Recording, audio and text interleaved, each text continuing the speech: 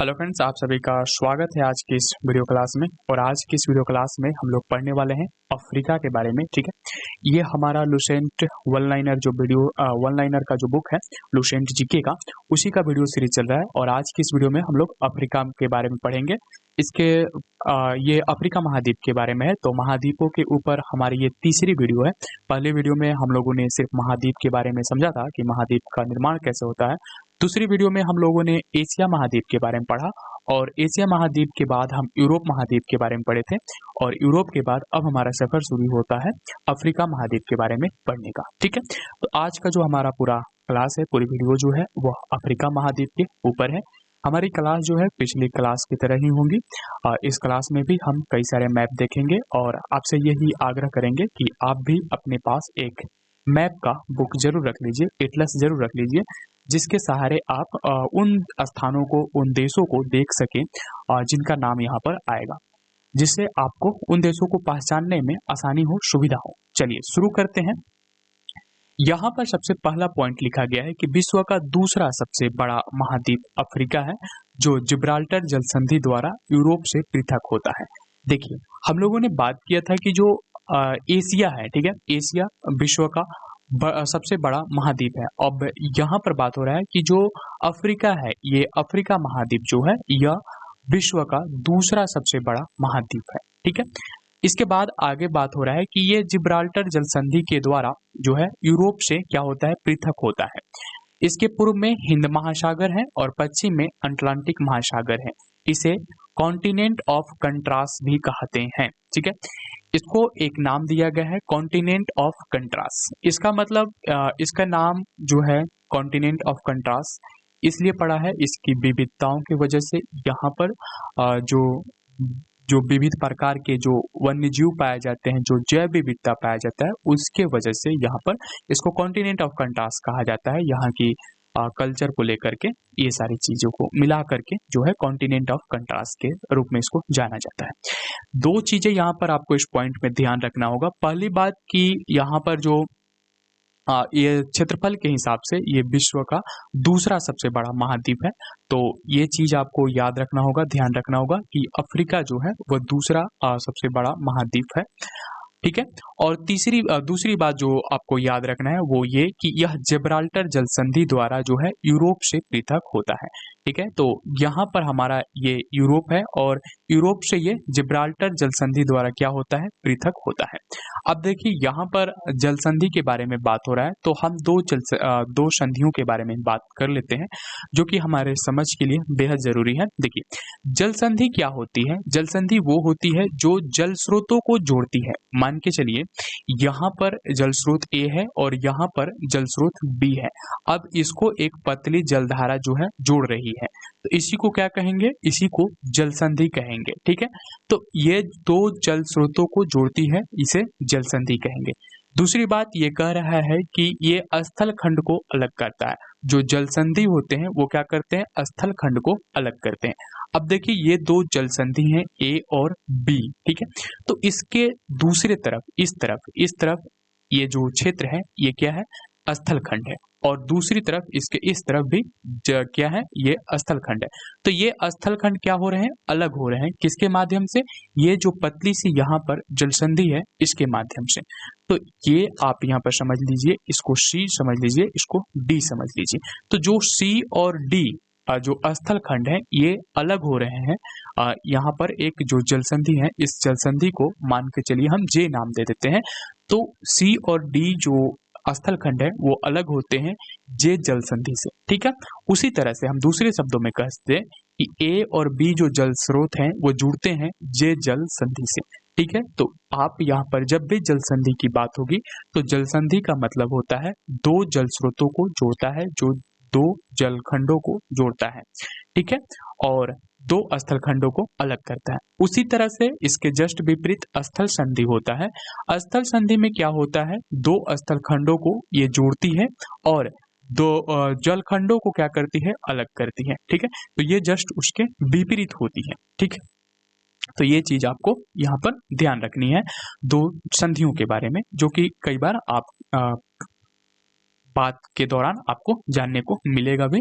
चलिए, यहाँ पर आप जो मैप देख रहे हैं ये विश्व मैप है, जहाँ पर आपको 7 आपके महाद्वीप दिख रहे होंगे, जिसमें Asia, Europe, Africa, Antarctica, Australia Australia और उत्तरी अमेरिका और दक्षिणी अमेरिका दिख रहे होंगे।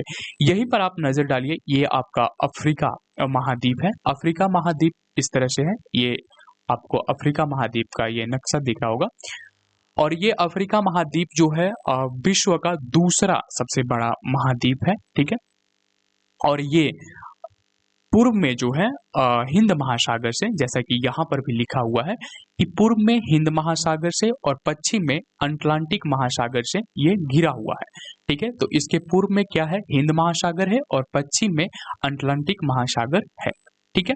तो हम यहाँ पर बात करते हैं कि जब भी आपको मैप में दिशा ज्ञात करना हो तो आपको जहां पर ज्ञात करना हो वहां पर इस तरह का सिंबल बनाइए।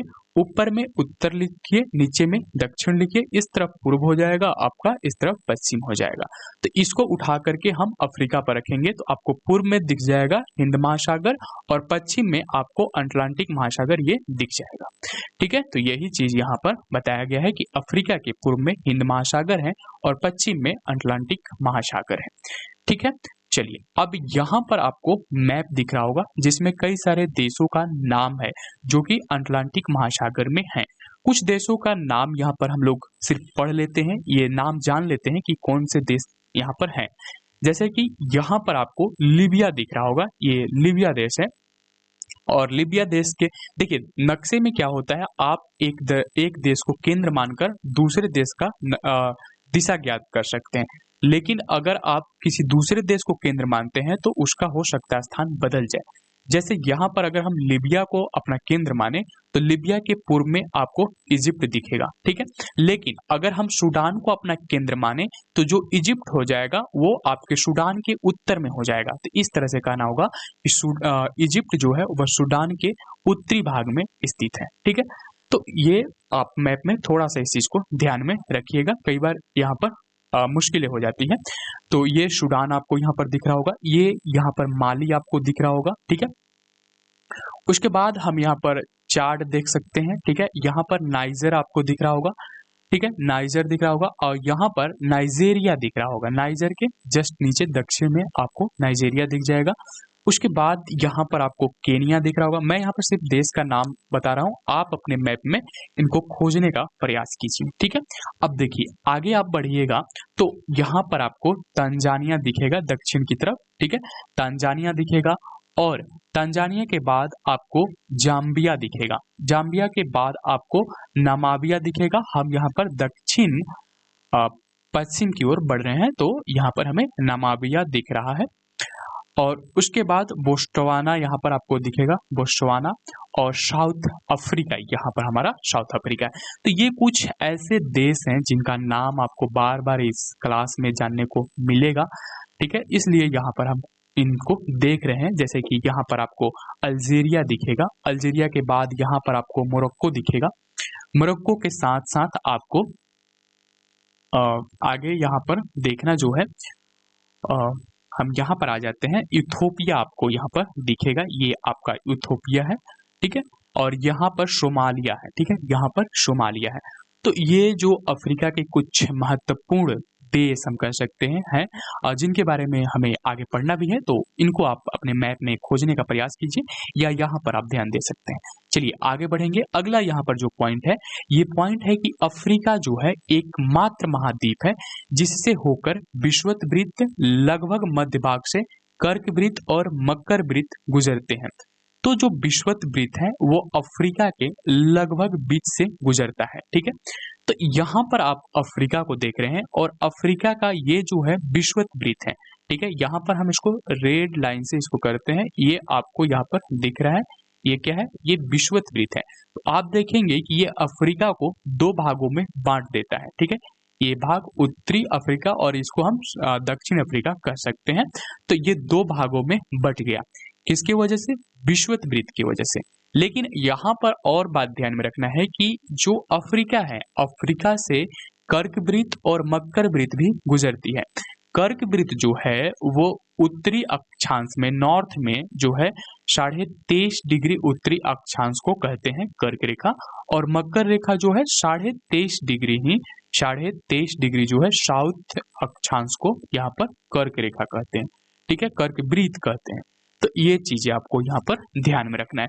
तो ये दो जो हैं कर्क वृत्त और मकर वृत्त, ये भी जो है अफ्रीका से गुजरते हैं। ये जो है यहाँ पर आप जो देख रहे हैं ये अफ्रीका से कर्क वृत्त गुजर रहा है, और यहाँ पर नीचे साउथ अफ्रीका के आसपास ये जो है मकर वृत्त गुजर रहा है, ठीक है। तो यहाँ पर यही चीज आपको ध्यान रखना है कि अफ्रीका एकमात्र महाद्वीप है जिससे होकर के 3 वृत्त गुजरते हैं, विषुवत वृत्त, कर्क रेखा यानी कर्क वृत्त और मकर वृत्त, ठीक है। यहाँ पर सवाल ये भी पूछा जाएगा, बल्कि मैं ये आपसे पूछ रहा हूँ कि आप बताइए कि भारत के किस किस राज्यों से, किन किन राज्यों से होकर के कर्क रेखा गुजरती है। आप नीचे कमेंट बॉक्स में लिखिए, उनका नाम लिखना है आपको, ठीक है। देखिए अगर आप लिखेंगे, एक्टिव रहेंगे तो ज्यादा सही रहेगा। तो आप हमें बताइए कि भारत के किन किन राज्यों से होकर कर्क रेखा गुजरती है, ठीक है। अब यहाँ पर 2 पॉइंट आपका क्लियर हो गया।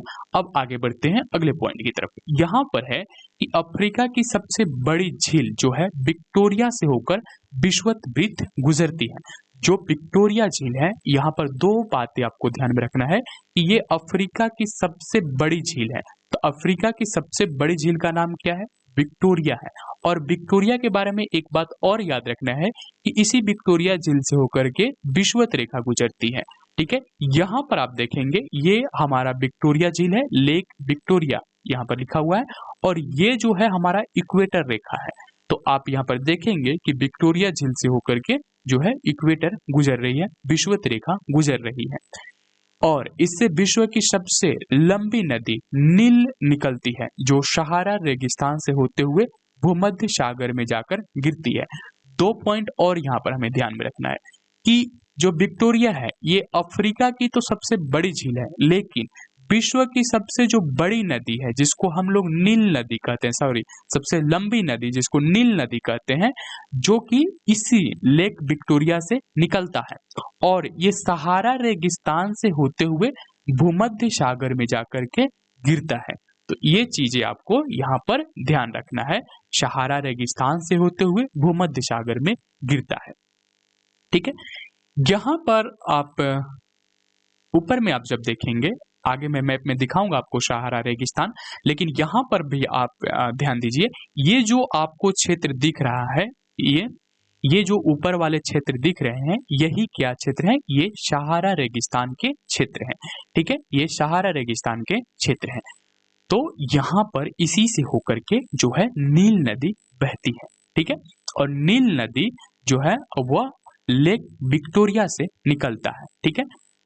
चलिए आगे बढ़ेंगे। यहाँ पर कुछ मैप है जो लेक विक्टोरिया को दिखाती है, और यहाँ पर आप समझ ही गए होंगे सहारा रेगिस्तान के बारे में। आगे बढ़ते हैं। यहाँ पर है कि अफ्रीका में ब्रूशमैन, कालाहारी, पिग्मी, कांगो, देखिए यहाँ पर है अफ्रीका में ब्रूशमैन एक जनजाति का नाम है जो कि कालाहारी में मिलता है। पिग्गी जो है वह कांगो बेसिन में रहने वाले जनजाति है पिग्मी, और बट्टू जो है ये सहारा मरुस्थल में रहने वाले जनजातियां हैं।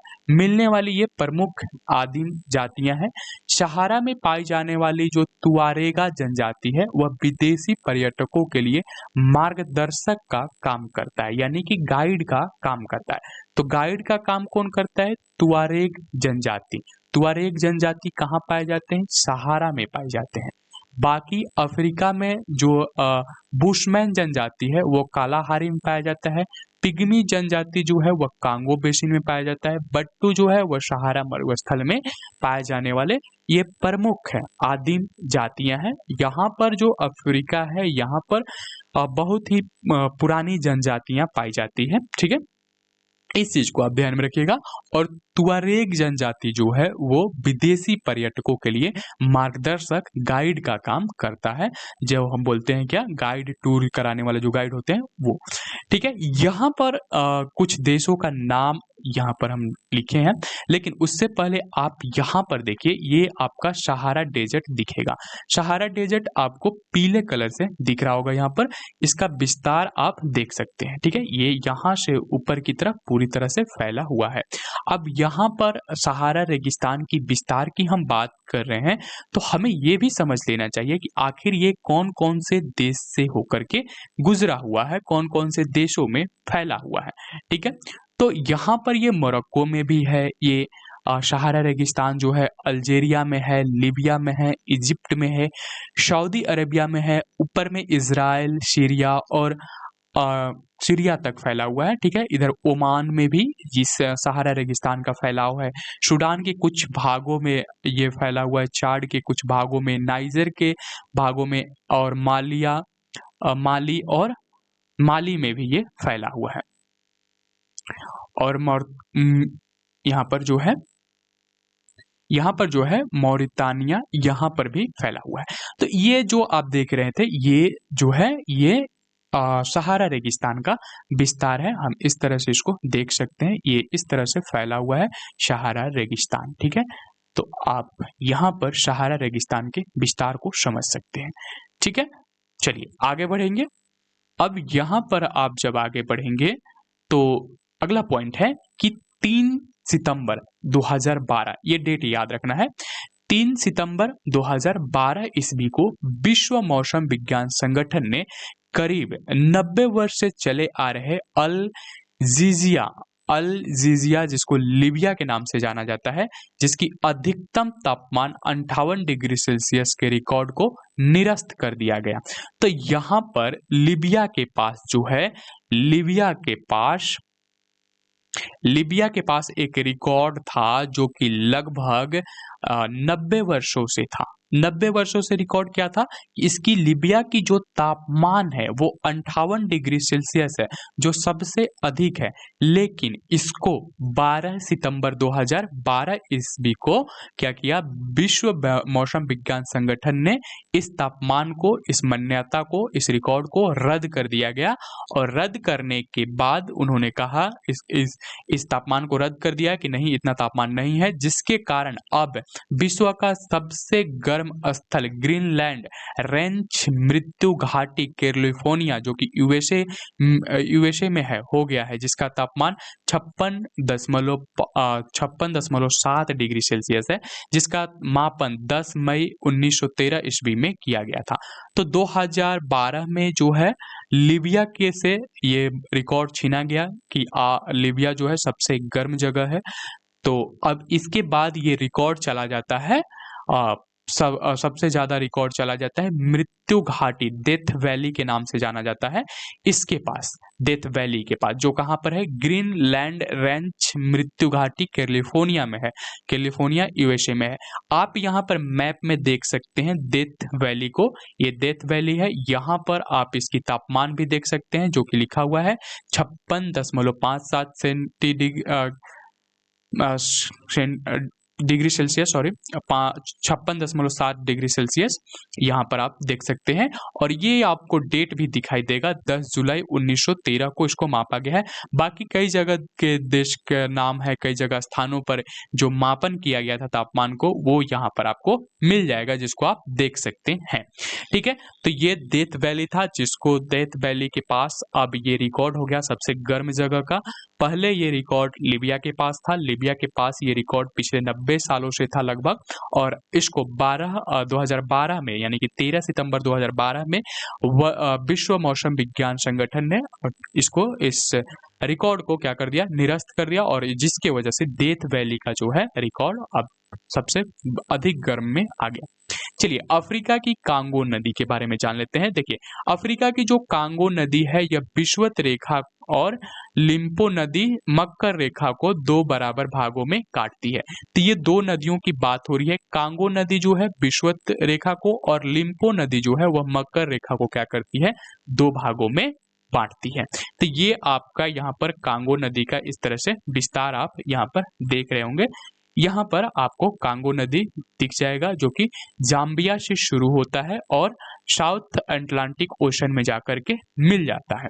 ठीक है, चलिए यहाँ पर इन कांगो नदी के बारे में थोड़ी सी और जानकारी यहाँ पर लिखी हुई है कि कांगो नदी जिसकी लंबाई लगभग 4700 किलोमीटर है, जो कि 2922 मील होता है, नील नदी के बाद अफ्रीका की दूसरी सबसे बड़ी नदी है।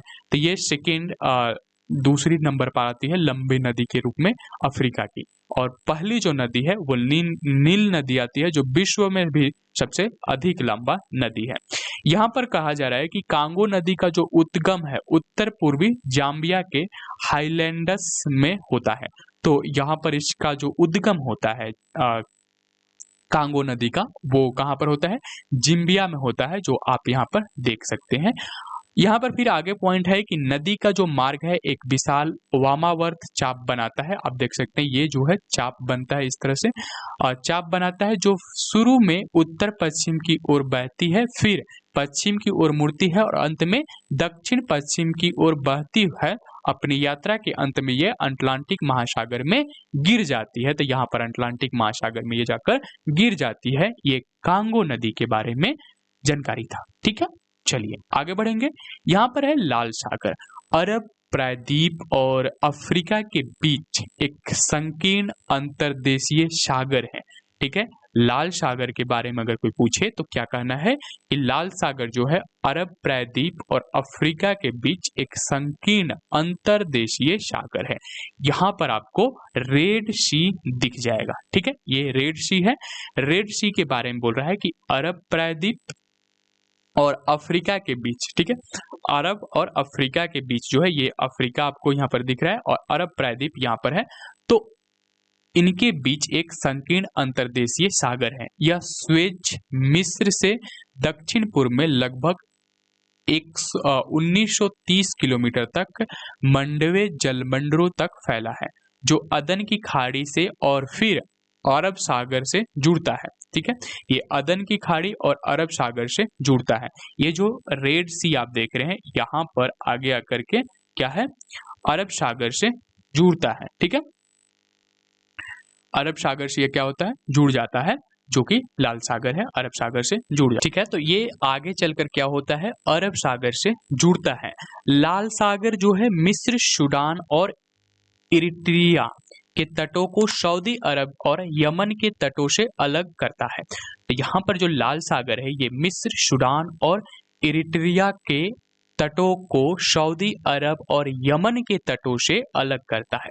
लाल सागर में नदियों के जल का प्रवेश नहीं होता है और इसमें वर्षा भी बहुत ही कम होती है। इसी कारण यह हिंद महासागर का एक नमकीन पानी की खाड़ी है। ठीक है, ये नमकीन पानी की खाड़ी है रेड सी। ठीक है, देखिए रेड सी के बारे में यहाँ पर आपको रेड सी दिख रहा होगा। रेड सी क्या करती है, ये एक पतली सी संकीर्ण अंतर्देशीय सागर है। ठीक है, और ये जो है जो अरब सागर से जुड़ता है और अरब सागर से ये जुड़ा हुआ है। लाल सागर क्या करती है कि ये अरब प्रायद्वीप और अफ्रीका के बीच अलग अरब प्रायद्वीप और अफ्रीका को क्या करती है, अलग करने का काम करती है। ठीक है, अलग करने का काम करती है। ये जो क्षेत्र आप देख रहे हैं, ये जो क्षेत्र है इधर का अरब का है और ये अफ्रीका का क्षेत्र है, और इसके इस तरफ का जो क्षेत्र है ये अरब प्रायद्वीप का क्षेत्र है।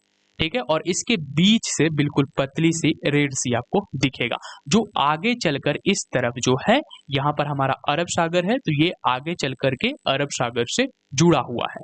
ठीक है, इतनी बात आपको यहाँ पर ध्यान रखना है।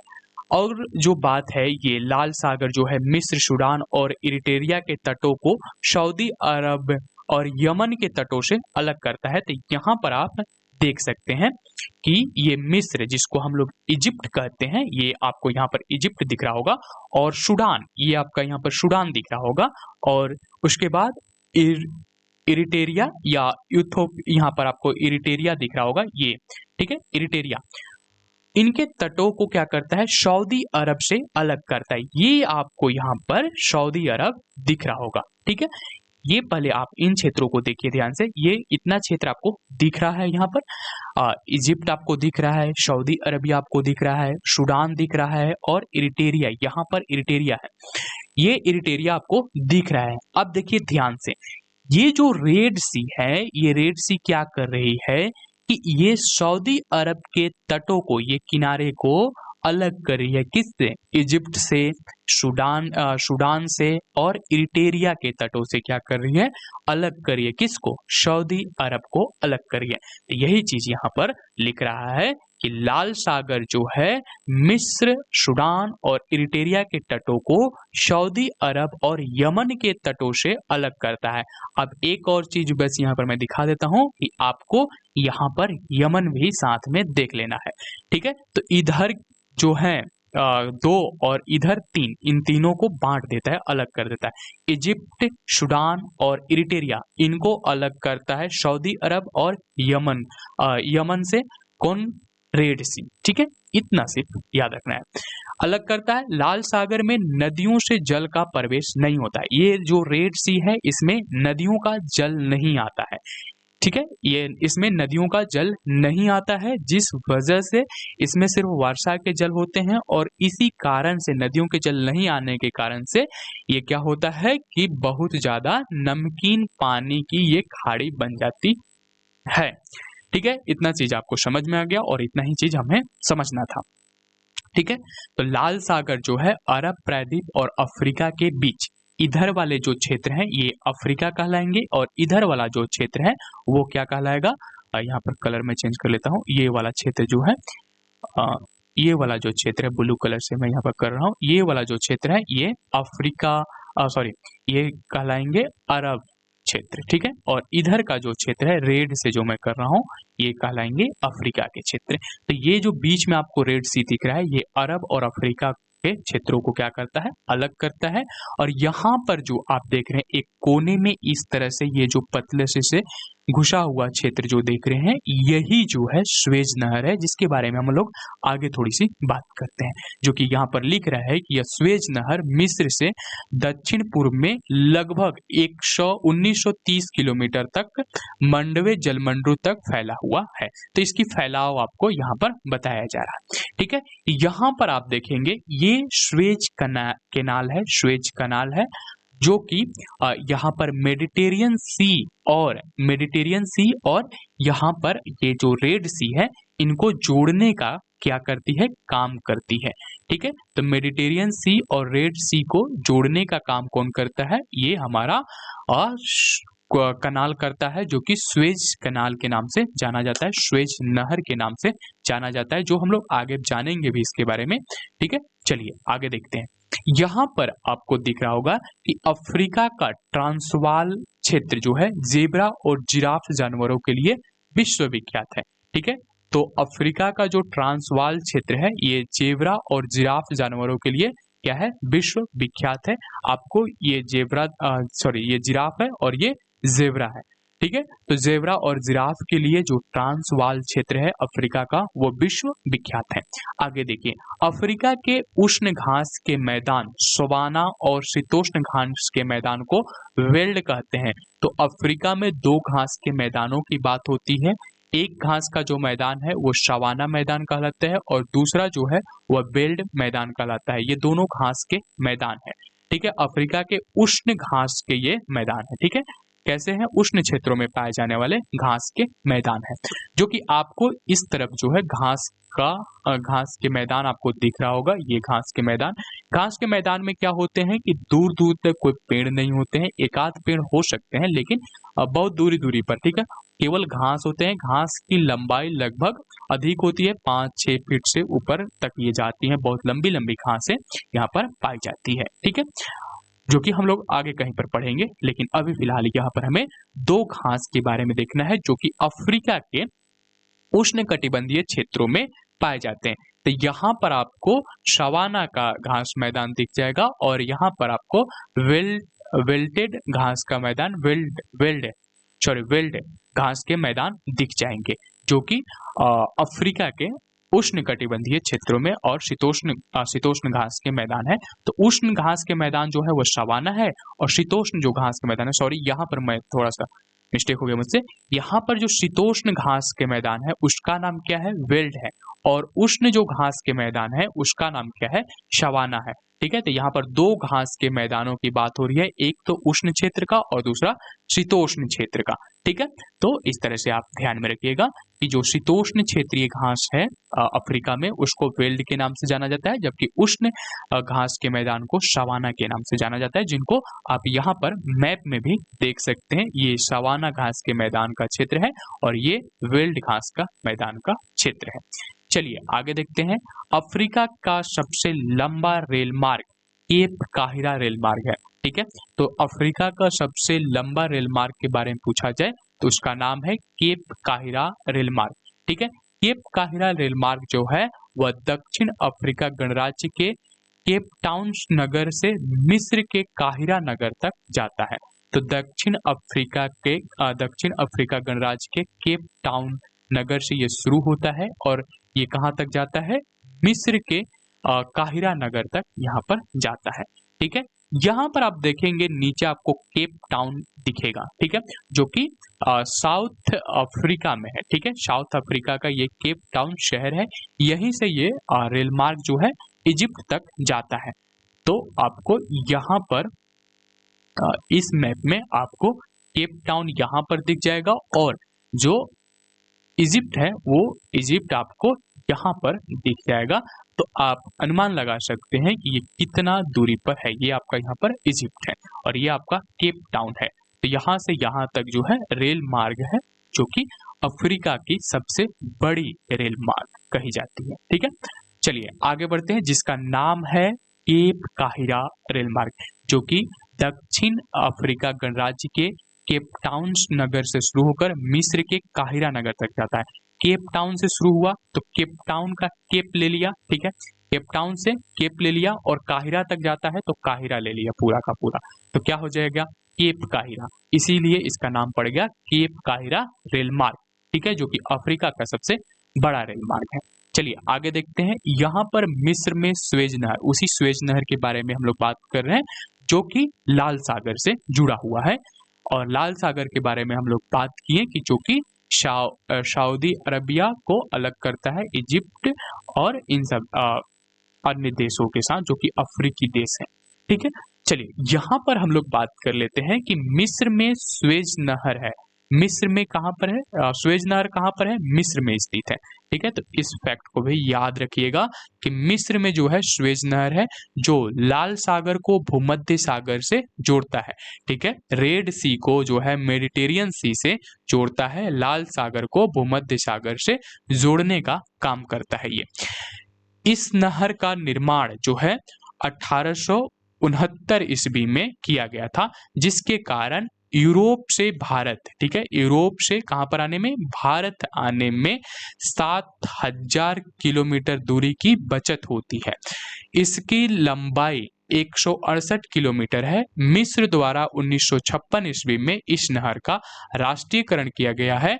स्वेज नहर के दक्षिणी छोर पर पोर्ट स्वेज एवं उत्तरी छोर पर पोर्ट सईद पतन है। ठीक है, तो दो पोर्ट का नाम यहाँ पर बताया गया है। स्वेज नहर के दक्षिणी छोर पर जो है वो जो है पोर्ट स्वेज है और उत्तरी छोर पर जो है सईद पोर्ट है। ठीक है, तो यहाँ पर आप देखेंगे तो आपको दिख भी जाएगा, एक सेकेंड, ये देखिए यहाँ पर आप देखेंगे तो यहाँ पर आपको दिखेगा क्या, पोर्ट स्वेज, यहाँ पर लिखा हुआ है पोर्ट स्वेज। तो ये पोर्ट स्वेज जो है ये कहाँ पर है, ये पोर्ट स्वेज आपको मिल जाएगा जो हमारा स्वेज नहर है इसके दक्षिणी छोर पर। ठीक है, दक्षिणी छोर पर पोर्ट स्वेज मिल जाएगा और उत्तरी छोर पर आपको यहाँ पर स्वेज, पोर्ट स्वेज मिल जाएगा।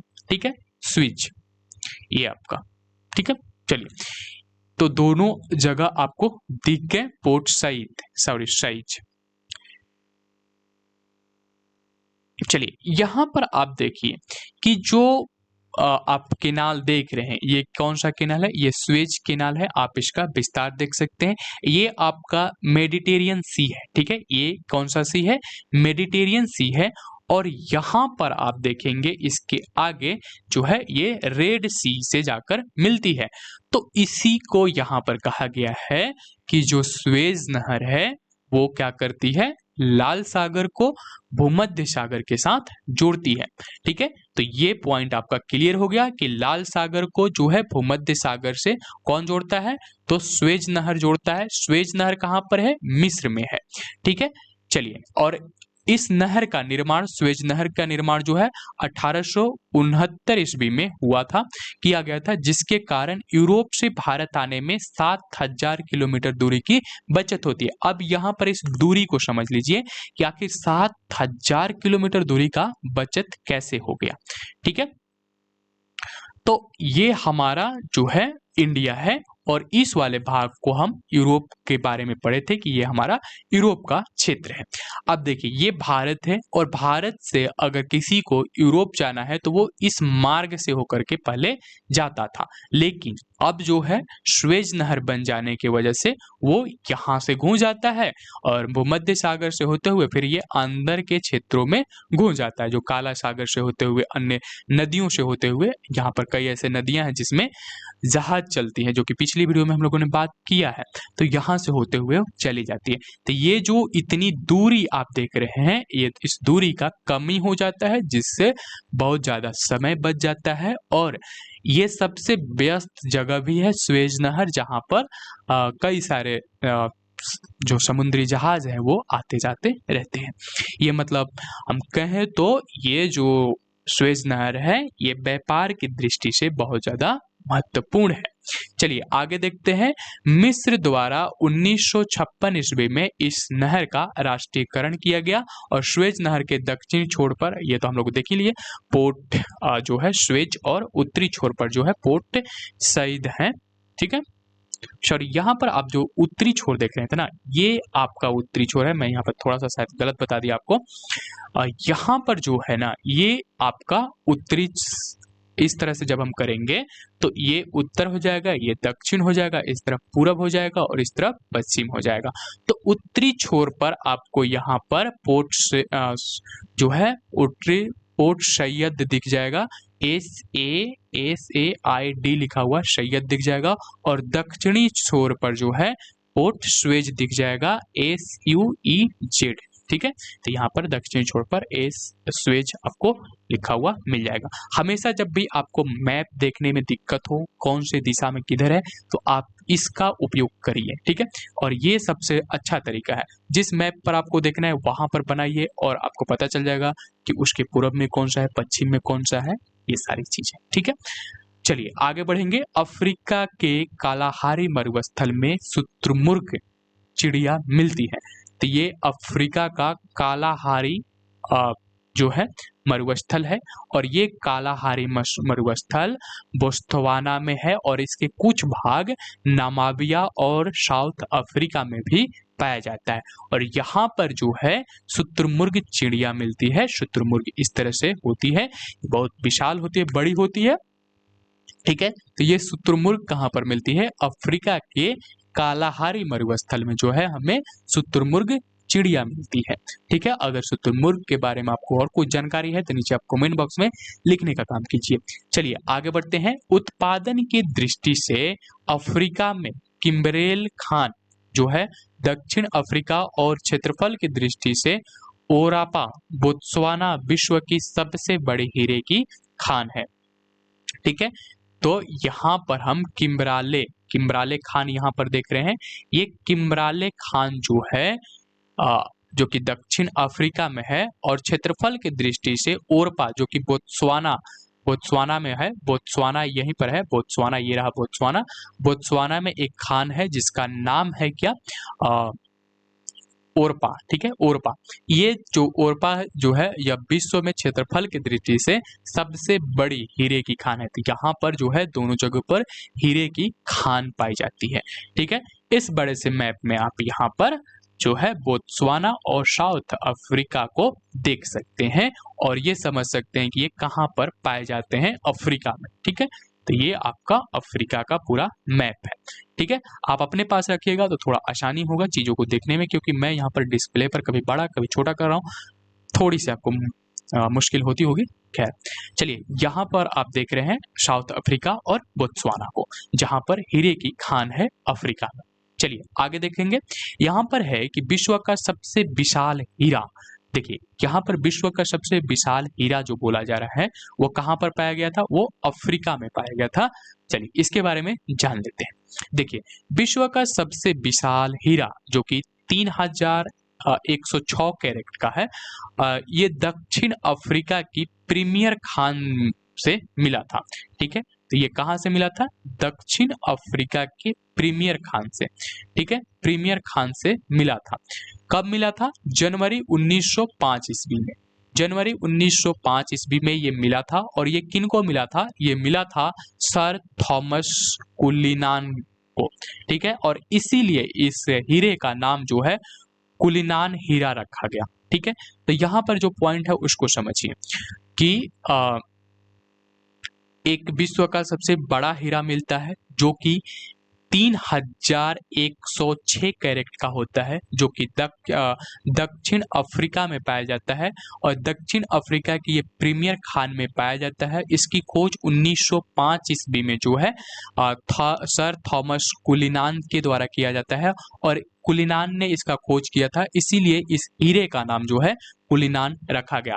तो विश्व का सबसे विशाल हीरा कौन सा है, तो वह है कुलिनान हीरा, जिसकी जो कि 3106 कैरेट का है। यह दक्षिण अफ्रीका की प्रीमियर खान में 1905 में सर थॉमस कुलिनान के द्वारा खोजा गया था। उत्तरी अफ्रीका में विश्व का सबसे विशाल मरुस्थल सहारा है, जिसके बारे में हम लोग आगे बात कर चुके हैं, पहले भी बात कर चुके हैं कि जो सहारा मरुस्थल है वह किन किन देशों से होकर फैला हुआ है। ठीक है, लेकिन आगे बढ़ते हैं। यहाँ पर है कि अफ्रीका, उत्तरी अफ्रीका में, यहाँ पर जब भी हम बात करते हैं कि जब भी आपको मैप देखना हो तो इस तरह से बनाइए, ऊपर में आप उत्तर लिखिए और उत्तर के जस्ट विपरीत आप दक्षिण लीजिए, इस तरफ पूर्व लिखिए, इस तरफ पश्चिम लिखिए। तो उत्तरी भाग में क्या है, यहाँ पर आप देख रहे हैं ये जो है सहारा का रेगिस्तान है। ठीक है, जिसकी कुल क्षेत्रफल बताया गया 84 लाख वर्ग किलोमीटर में स्थित है। चार झील इस मरुस्थल में स्थित प्रमुख झील है, जो कि दक्षिण अफ्रीका में कालाहारी यहाँ पर जो चार झील के बारे में बताया जा रहा है कि चार झील जो है यह इस मरुस्थल में एक चार झील इस मरुस्थल में स्थित एक प्रमुख झील है। कौन से मरुस्थल में, सहारा मरुस्थल में। सहारा मरुस्थल जो है वह विश्व का सबसे विशाल मरुस्थल है, जिसकी कुल क्षेत्रफल 84 लाख वर्ग किलोमीटर है। ठीक है, और इसमें कौन सा झील पाया जाता है, चार झील पाया जाता है। ये आपको यहाँ पर चार झील दिख जाएगा। ठीक है, जो कि कहाँ पर पाया जाता है, सहारा रेगिस्तान में। और दक्षिण अफ्रीका में कालाहारी मरुस्थल पाया जाता है। तो दक्षिण अफ्रीका में एक मरुस्थल पाया जाता है जो कि कालाहारी मरुस्थल के नाम से जाना जाता है। इस चीज को भी आप याद रखिएगा कि दक्षिण अफ्रीका में भी एक जो है मरुस्थल पाया जाता है जिसका नाम कालाहारी मरुस्थल है। ठीक है, देखिए यहाँ पर आप देखेंगे तो ये जो चार झील आपको दिख रहा है ये लगभग यहाँ के आसपास है। ठीक है, जो कि चार झील यहाँ के आसपास है, तो इसको भी आप ध्यान में रख सकते हैं। चलिए आगे बढ़ेंगे। यहाँ पर है टेफिलाटेन मरुस्थल, जिसकी क्षेत्रफल लगभग 13,000 किलोमीटर है। ये मोरक्को में है। ठीक है, तो मोरक्को अब कहाँ पर है ये आपको देखना है।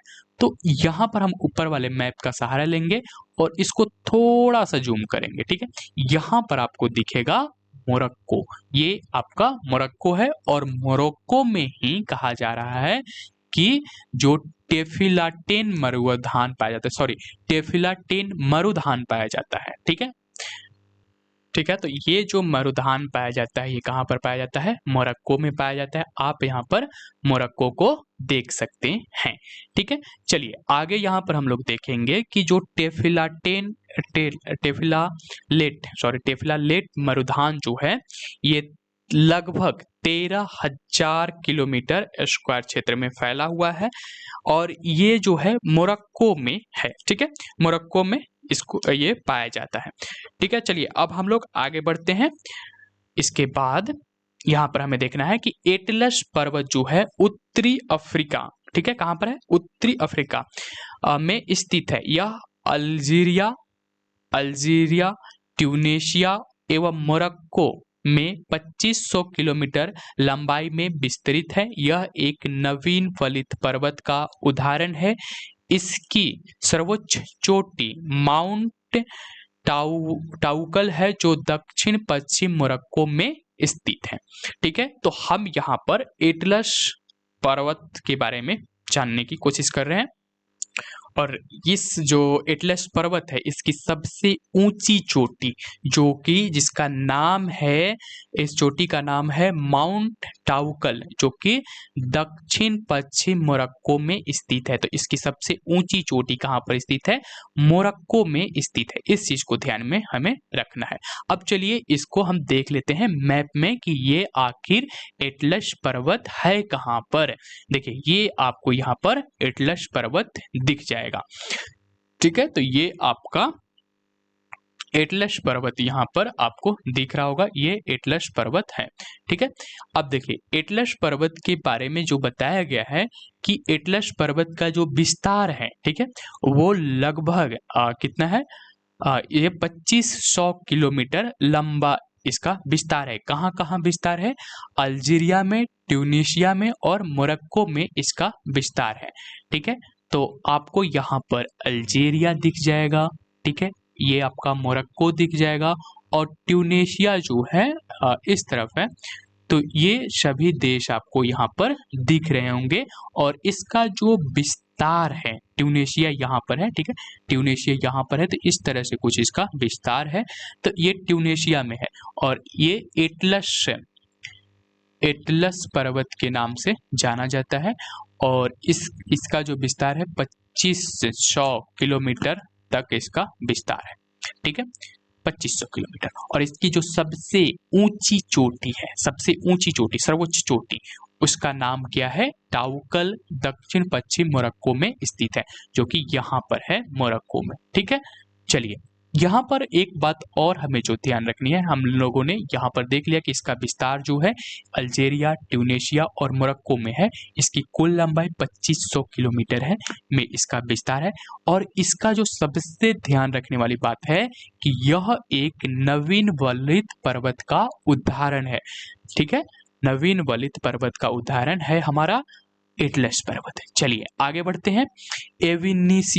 एविनेशिया पठार अफ्रीका, यहाँ पर एक पठार का नाम है एविनेशिया पठार जो है अफ्रीका उत्तर पूर्वी भाग, ठीक है, हॉर्न ऑफ अफ्रीका में स्थित आर्कियन युग की संरचना है। ठीक है, तो ये जो एविनेशिया पठार है जो कि अफ्रीका में है, उत्तर पूर्वी भाग में ये स्थित है और जिसको हॉर्न ऑफ अफ्रीका के नाम से जाना जाता है और ये आर्कियन युग की संरचना है। ठीक है, किस युग की संरचना है? आर्कियन युग की संरचना है। यह पठार मुख्य रूप से यूथोपिया में स्थित है। ठीक है, ये कहाँ पर स्थित है? ये मुख्य रूप से यूथोपिया में स्थित है। एविनेशिया यूथोपिया का पूर्व नाम था, नाम इसी पठार के नाम पर पड़ा था। तो यहाँ पर हम यूथोपिया को देखेंगे और हमें समझ में आ जाएगा ये हमारा यूथोपिया है। ठीक है, ये यूथोपिया है और यहीं पर जो है ये पाया जाता है, ये पठार है एविनेशिया पठार। ठीक है, जो कि अफ्रीका में स्थित है, ये उत्तर पूर्वी भाग में है। उत्तर पूर्वी भाग कैसे हुआ? यहाँ पर हम बनाएंगे इस तरह से, तो उत्तर में ये हो गया और पूर्वी भाग में ये हो गया, तो उत्तर पूर्वी भाग इसको हम कहेंगे। उत्तर पूर्वी भाग में ये हॉर्न ऑफ अफ्रीका के नाम से जो जाना जाता है, ठीक है, हॉर्न ऑफ अफ्रीका के नाम से भी जाना जाता है, इसी में स्थित है और ये आर्कियन युग की पठार है। ठीक है, और जो ये यूथोपिया में स्थित है, सॉरी, ये यूथोपिया में स्थित है एविनेशिया पठार।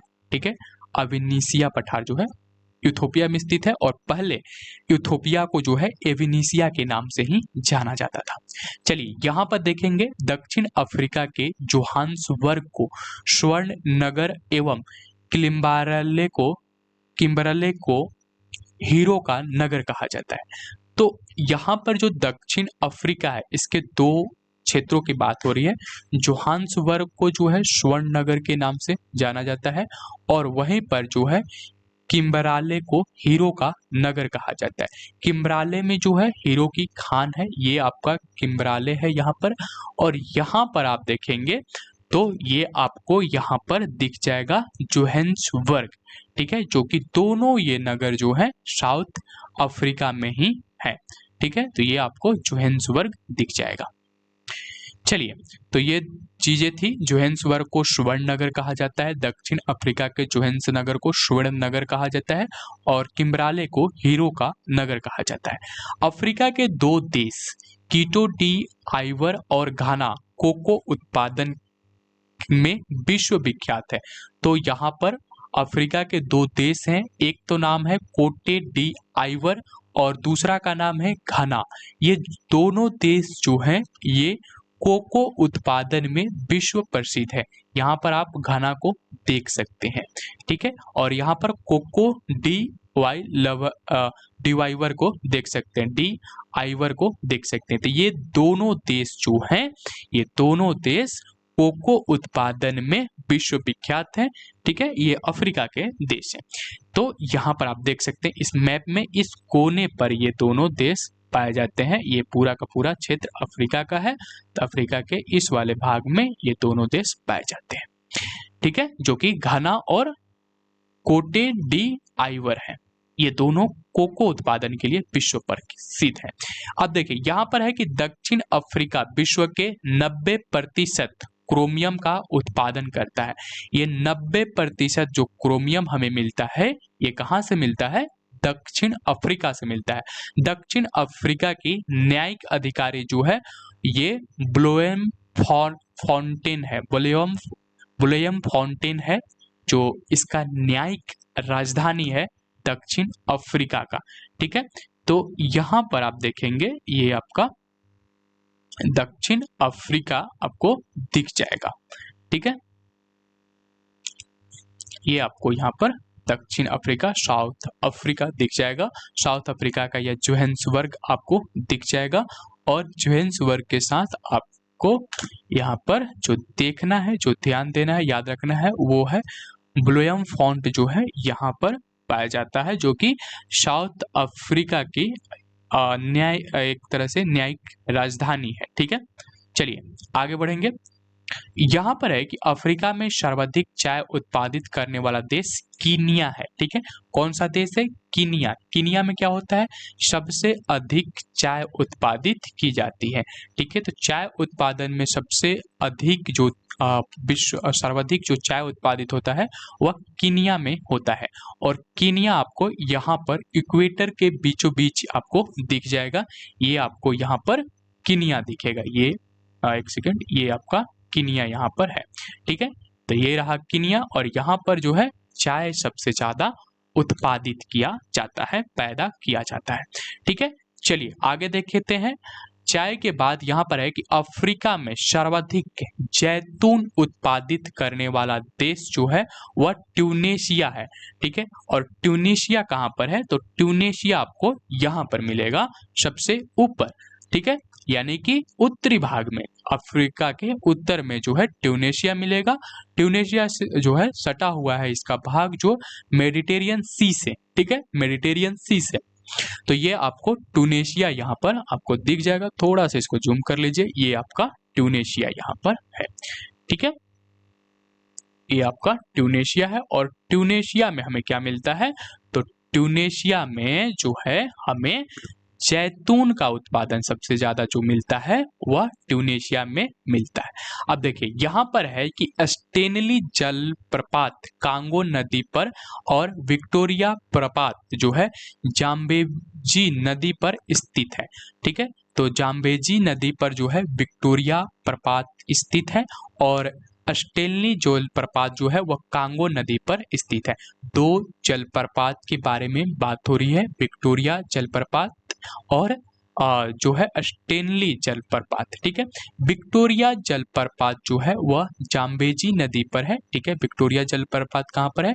जाम्बेजी नदी पर है। वहीं पर जो स्टेनली जलप्रपात है वो कांगो नदी पर है, ठीक है। और विक्टोरिया जलप्रपात जो है जाम्बेजी नदी पर है। ये दो चीजें आपको याद रखना है। चलिए आगे देखते हैं। नील नदी का उद्गम स्थल विक्टोरिया झील है, ठीक है। आस्वान बांध नील नदी पर बना हुआ है। तो आस्वान बांध जो है वह नील नदी पर बना हुआ है। और सबसे जो जरूरी चीज यहाँ पर हमें याद रखना है कि नील नदी का जो उद्गम है वो उद्गम कौन है? वह विक्टोरिया झील है, नील नदी का उद्गम। अब यहाँ पर आपको नील रिवर दिखेगा इस मैप में, ठीक है। नील नदी का विस्तार दिखेगा जो कि यहाँ पर आपको लेक विक्टोरिया से शुरू होता है। ये इस तरफ से बहते हुए, जहाँ पर इसको व्हाइट नील रिवर भी कहा जाता है और ब्लू रिवर भी यहाँ पर इथोपिया से निकलता है। इन दोनों को मिलने के बाद ये नील रिवर हो जाता है। और ये नील रिवर आगे बढ़ते बढ़ते ये जाकर मेडिटेरियन सी में मिल जाता है, ठीक है। ये इजिप्ट से होकर गुजरता है, ठीक है। ये सूडान से होकर गुजरता है और ये साउथ सूडान से भी होकर गुजरता है और युगांडा से इसकी शुरुआत ही होती है, ठीक है। और इधर इथोपिया से जो है व्हाइट रिवर निकलती है। तो ये था पूरा का पूरा रिवर सिस्टम नील नदी का, ठीक है। और नील नदी विश्व की सबसे लंबी नदी है, ठीक है। इतनी चीज आपको याद रखना है। और इसकी उद्गम जो उद्गार होती है वह विक्टोरिया झील से होती है। चलिए आगे देखते हैं। मध्य अफ्रीका में बहने वाली जायरे नदी भारी मात्रा में जल अफ्रीका की नदियों में सबसे अफ्रीका का नदियों में सबसे अधिक जल लाकर आती है, बहाकर अटलांटिक महासागर में ले जाती है। इससे इसके अंतिम भाग में कांगो नाम से भी जाना जाता है। इसके अंतिम भाग में इसको कांगो नाम से जाना जाता है। तो मध्य अफ्रीका में बहने वाली जायरे नदी जो है ये बड़ी मात्रा में जो है क्या करती है? जल बहा करके अटलांटिक महासागर में ले जाती है और इसके अंतिम भाग को कांगो के नाम से जाना जाता है। ये चीजें आपको याद रखना है। अब देखिए यहाँ पर है कि जाम्बिया में जिम्बेजी नदी पर निर्मित करीबा बांध से अफ्रीका में सबसे अधिक जल विद्युत पैदा की जाती है। तो जाम्बिया में जो है सबसे अधिक जल विद्युत पैदा किया जाता है अफ्रीका में, ठीक है। जाम्बिया यहाँ पर आपको दिख जाएगा। ये रहा आपका जाम्बिया। एक सेकेंड, ये हमारा यहाँ पर क्या है? जाम्बिया है, ठीक है। चलिए आगे देखेंगे। जाम्बिया में जो है जेम्बेजी नदी पर निर्मित एक बांध है जिसको करीबा बांध के नाम से जाना जाता है। और इसी बांध की वजह से अफ्रीका में सबसे अधिक जल विद्युत जो है जाम्बिया में पैदा किया जाता है, ठीक है। चलिए आगे बढ़ते हैं। नील नदी पर बसा सबसे बड़ा शहर जो है काहिरा है, ठीक है। नील नदी पर बसा सबसे बड़ा शहर कौन सा है? काहिरा है। इस चीज को याद रखिएगा, काहिरा। नील नदी पर बसा सबसे बड़ा शहर काहिरा है। दक्षिण अफ्रीका के 6 देश Angola, Botswana, Mozambique, Tanzania, Zambia और जिम्बाब्वे को फ्रंट लाइन स्टेटस यानी कि सीमावर्ती राज्य कहा जाता है। अब यहाँ पर आप देखेंगे अंगोला, ये आपको यहाँ पर अंगोला दिख जाएगा। ये आपका अंगोला हुआ, ठीक है। बोत्सवाना, लीबिया, ठीक है। बोत्सवाना, मोजाम्बिक, लीबिया, ये सभी जो आप देखेंगे यहाँ पर, सॉरी यहाँ पर हमें क्या देखना है? अंगोला देखना है। ये अल्जेरिया नहीं है, सॉरी यहाँ पर अल्जेरिया ये है। यहाँ पर जब आप नीचे आएंगे तो यहाँ पर आपको ये सभी देश दिख जाएंगे। यहाँ पर आपको अंगोला दिखेगा, ठीक है। ये आपका ये अंगोला है, ठीक है। ये अंगोला है, ये जाम्बिया है, ठीक है। ये जाम्बिया है, यहाँ पर जिम्बाब्वे है, ठीक है। और जिम्बाब्वे के बाद यहाँ पर मोजाम्बिक है, ठीक है। मोजाम्बिक और मोजाम्बिक के बाद यहाँ पर तंजानिया है, ठीक है। तंजानिया। तो इन्हीं देशों को यहाँ पर जो है फ्रंट स्टेटस के नाम से जाना गया है, सीमावर्ती राज्य के नाम से जाना गया है। ये दक्षिण अफ्रीका के 6 देश हैं, Angola, Botswana, Mozambique, Tanzania, Zambia और जिम्बाब्वे। को फ्रंट लाइन स्टेटस कहा जाता है। हॉर्न ऑफ अफ्रीका जो है अफ्रीका के पूर्वी भाग को कहा जाता है। ठीक है, तो हॉर्न ऑफ अफ्रीका किसको कहा जाता है? अफ्रीका के पूर्वी भाग को कहा जाता है। इसमें मुख्य रूप से इथियोपिया, सोमालिया एवं जिबूती नामक देश आते हैं। ठीक है, जिबूती नामक देश आते हैं। कौन कौन से? इथियोपिया, सोमालिया और जिबूती नामक देश जो है ये हॉर्न ऑफ अफ्रीका के अंदर आते हैं। तो यहाँ पर आप देखेंगे इथियोपिया और सोमालिया आपको दिख जाएगा और यहाँ पर आपको जो है इथियोपिया, सोमालिया और जिबूती नामक आपको देश दिख जाएगा। जिबूती, ठीक है, एक सेकंड इसको बड़ा करते हैं, यहाँ पर आपको दिखेगा। इसी को हॉर्न ऑफ अफ्रीका कहा जाता है। ये देखिए, ये जो है जिबूती देश है और ये इथियोपिया है, ये सोमालिया है और ये जो आपको इस तरह से सिंह के तरह दिख रहा है इसी को हॉर्न ऑफ जो है अफ्रीका कहा गया है। ठीक है, चलिए आगे बढ़ते हैं। यहां पर है कि भूमध्य रेखा पर स्थित अफ्रीका महाद्वीप के देश हैं। भूमध्य रेखा पर स्थित जो देश है, हम लोगों ने बात किया था कि भूमध्य रेखा इसके बीच से होकर के गुजरती है, वो है गोबोन, कांगो गणतंत्र, युगांडा, कीनिया और सोमालिया। ठीक है, तो ये आपको यहाँ पर दिख जाएगा, ये आपका इक्वेटर यहाँ पर दिख जाएगा, ये गुजरा हुआ है। और यहाँ पर आप देखेंगे कि सोमालिया का भी कुछ भाग यहाँ पर आया हुआ है, यहाँ पर जो कि इस तरह से है, तो कटा हुआ है यहाँ पर। ठीक है, और यहाँ पर आपको केनिया दिख ही जाएगा। यहाँ पर आपको देखेंगे कि युगांडा भी इससे होकर के गुजरा है, युगांडा से भी गुजरा है। और यहाँ पर Congo, democratic Republic of Congo भी दिखेगा। ये डेमोक्रेटिक रिपब्लिक ऑफ कांगो को लगभग आधे आधे भाग में बांट रही है। और उसके बाद कांगो दिखेगा और यहाँ पर एक और देश है जो कि दिख नहीं रहा है साफ। तो ये सभी जो देश हैं ये सभी इक्वेटर पर बसे हुए देश हैं। ठीक है, अफ्रीका के गोबोन यहाँ पर है, सॉरी गोबोन है, गोबोन, कांगो गणतंत्र, युगांडा, कीनिया और सोमालिया। ठीक है, तो ये सभी जो देश हैं ये इक्वेटर पर बसे हुए हैं, अफ्रीका के देश जो कि इक्वेटर पर है। चलिए, अफ्रीका का मुख्य खजूर उत्पादक देश जो है वह मिस्र है। मिस्र को इजिप्ट कहा जाता है और इजिप्ट आपको यहाँ पर दिखेगा, ये इजिप्ट।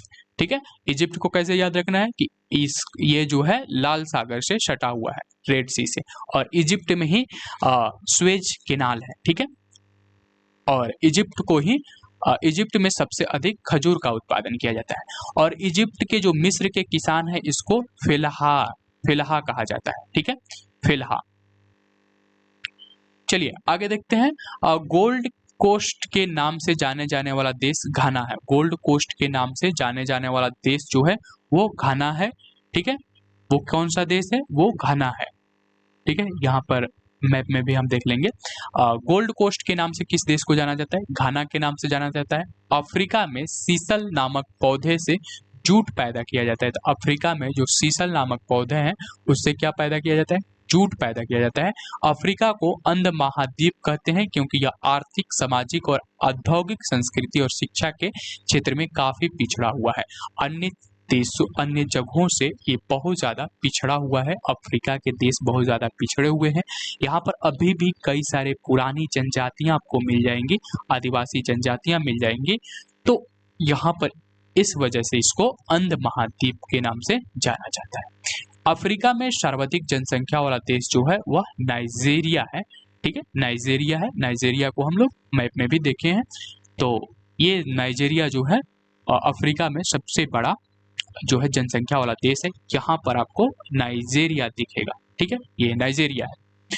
चलिए आगे देखेंगे। अफ्रीका का सर्वाधिक नगरीकृत देश जो है वह लीबिया है। लीबिया आपको यहाँ पर मिल जाएगा। ठीक है, लीबिया है। तो लीबिया जो है अफ्रीका का सबसे नगरीकृत देश है। ठीक है, चलिए आगे बढ़ेंगे। यहाँ पर है कि इस महाद्वीप में नाइजर नदी को पाम तेल की नदी कहा जाता है। तो इस महाद्वीप में एक नदी है नाइजर नदी। नाइजर नदी को जो है पाम तेल की नदी कहा जाता है। मिस्र को एशिया और यूरोप महाद्वीप का जंक्शन कहा जाता है। ठीक है, तो जंक्शन किसको कहा जाता है? एशिया और यूरोप महाद्वीप का जंक्शन किसको कहा जाता है? मिस्र को कहा जाता है, इजिप्ट को कहा जाता है। इसको क्या कहा जाता है? जंक्शन कहा जाता है एशिया और यूरोप को। अफ्रीका की एकमात्र ऐसा महाद्वीप है, अफ्रीका ही एकमात्र ऐसा महाद्वीप है जिससे कर्क एवं मकर दोनों रेखाएं गुजरती है। तो हम लोगों ने देखा भी कि यहाँ से कर्क रेखा, मकर रेखा और विषुवत रेखा गुजरती है। ठीक है, तो ये ऐसा एकमात्र देश है, महाद्वीप है जहां से कर्क रेखा और मकर रेखा ये दोनों रेखाएं गुजरती है। ठीक है, चलिए, कांगो देश को वनों का देश कहा जाता है। विश्व में जल विद्युत शक्ति की संभावित क्षमता सबसे अधिक इसी देश में है। तो कांगो देश को वनों का देश कहा जाता है और कांगो देश में विश्व में जल विद्युत शक्ति की संभावित क्षमता यहाँ पर मौजूद है, कांगो में। ठीक है, तो इतना चीज आपको यहाँ पर ध्यान रखना है। आगे बढ़ेंगे। किलिमंजारो की पूर्वी ढलानों पर कहवा की कृषि छग्गा जनजाति द्वारा की जाती है। छग्गा जनजाति के द्वारा किया जाता है। यहाँ पर वो आपको किलिमंजारो मिल जाएगा। ठीक है, चलिए आगे देखते हैं। नोट, यहाँ पर नोट डाल के लिखा हुआ है कि दक्षिण सूडान, ठीक है, दक्षिण सूडान अफ्रीका का नवीनतम राष्ट्र है। दक्षिण सूडान जो है अफ्रीका का नवीनतम राष्ट्र है, नया राष्ट्र है, जो यूएनए का 39वां सदस्य बना। ठीक है, ये यूएनए का 39वां सदस्य बनता है। कौन? दक्षिण सूडान। ठीक है, दक्षिण सूडान जो कि 139वां सदस्य बनता है। कब? 9 जुलाई 2011 को। 9 जुलाई 2011 को ये दक्षिण सूडान जो है यूएनए का 139वां सदस्य बनता है। कब बनता है? 9 जुलाई 2011 को। यह स्वतंत्र राष्ट्र के रूप में अस्तित्व में आया। इससे ईसाई बहुल देश की राजधानी जुआ है। तो ये एक ईसाई बहुल देश है और इसकी राजधानी जो है जुआ है। ठीक है, तो इतनी सी चीज हमें इस क्लास में जानना था, इस चैप्टर में जानना था। आज के चैप्टर को यहीं पर समाप्त करना होगा हमें, क्योंकि ये चैप्टर समाप्त हो गया और ये पूरी की पूरी जो वीडियो है ये अफ्रीका महाद्वीप के ऊपर है। अगर अभी तक आप हमारे चैनल को सब्सक्राइब नहीं किए हैं तो सब्सक्राइब कर लीजिए। नेक्स्ट वीडियो बहुत जल्द ही हम लोग अपलोड करेंगे अगले महाद्वीप के बारे में, जिसमें हम लोग पढ़ने वाले हैं। तो अगर अभी तक आप चैनल को सब्सक्राइब नहीं किए तो सब्सक्राइब कर लीजिए। अगर ये वीडियो आपको अच्छा लगे तो इसको लाइक कीजिए। ठीक है, दोस्तों के साथ शेयर कीजिए। यदि आपके पास कोई सवाल है तो उसे आप अपने कमेंट बॉक्स में नीचे लिखिए, हम उसका जवाब जल्द ही देंगे। तो मिलते हैं नेक्स्ट वीडियो में नेक्स्ट टॉपिक के साथ।